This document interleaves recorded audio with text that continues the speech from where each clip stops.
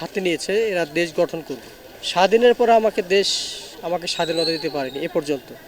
হয়তো আমার বয়স প্রায় শেষ, আমি হয়তো মারা যাব, কিন্তু স্বাধীনতার যে একটা তৃপ্তি, এটা হয়তো আমি এই 24 সালে পেলাম।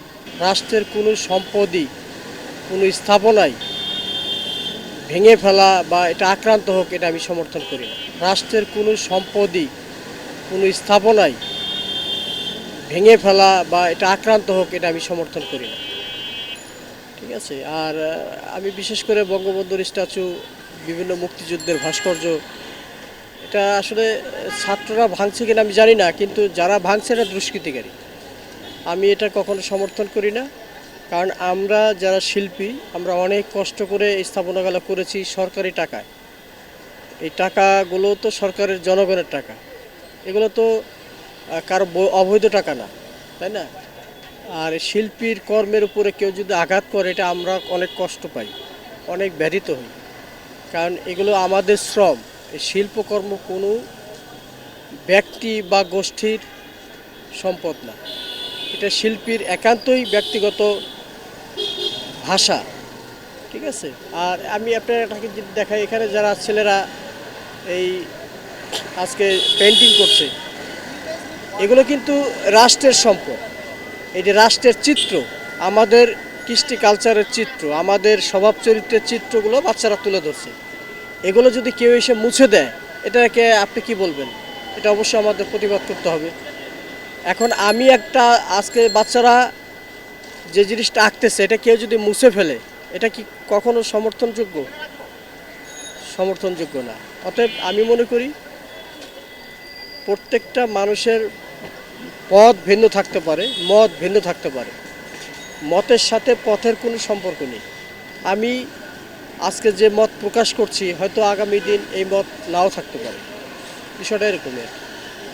আমি সকল বাচ্চাদেরকে এই তাদের ভাষা প্রকাশ করার জন্য, তাদের প্রতিবাদী ভাষা, রাষ্ট্রের, কারণ এরা প্রজন্মের পর এরাই নতুন প্রজন্ম। এই নতুন প্রজন্মে এরা সাজাবে, এরা ঢেলে সাজাবে। আমি এদেরকে সার্বিক সহযোগিতা চাই এবং সকলের সহযোগিতা চাই। এবং এরা এই বাংলাদেশটাকে নতুন করে সাজাচ্ছে, এটা দ্যাটস এনাফ। আমি এতেই খুশি, এর বেশি হয়তো আমার যৌবনকালে আমি এরকম আন্দোলন দেখি নাই। আমি যুদ্ধের অনেক আগেই আমার জন্ম হয়েছে, কিন্তু যুদ্ধ দেখছি, অনেক সংগ্রাম, অনেক আন্দোলন দেখছি, কিন্তু এত স্বতঃস্ফূর্ত, এত আনন্দ আমি কখনো পাইনি। এবার যে এই যুবকরা, এই তরুণরা, এই ছাত্র জনতা যে একটা বিশাল অর্জন করলো, কারণ এরা দেশ হাতে নিয়েছে, এরা দেশ গঠন করবে। হয়তো অনেক আগে অনেক আন্দোলন হয়েছে, দেশ স্বাধীন হয়েছে, কেউ বলে নাই যে আমরা দেশকে ঢেলে সাজাবো, কিন্তু এরা তো বলতেছে আমরা দেশকে ঢেলে সাজাবো, সবাইকে উন্মুক্ত করে দিব। আমি মনে করি আমার কাছে স্বাধীনের পর আমাকে স্বাধীনতা দিতে পারেনি এ পর্যন্ত। হয়তো আমার বয়স প্রায় শেষ, আমি হয়তো মারা যাব, কিন্তু স্বাধীনতার যে একটা তৃপ্তি, এটা হয়তো আমি এই 24 সালে পেলাম। স্বাধীনতার যে একটা স্বাদ, প্রকৃতির স্বাদ আমি হয়তো পেলাম। হয়তো কিছু পাই আর না পাই বা পাবো না, কিন্তু স্বাদ তো পেলাম। আপনার হাতের রাধা যে ভালো, এটা তো আমাকে বলতে হবে। আপনি রাঁধুনি ভালো, আমি তৃপ্তি সহকারে খাবো। আজকের ছেলেরা ভালো করে রেঁধেছে, আমি ভালো করে তৃপ্তি করে খাচ্ছি, এটাই আমার কাছে আনন্দ আর কিছু না।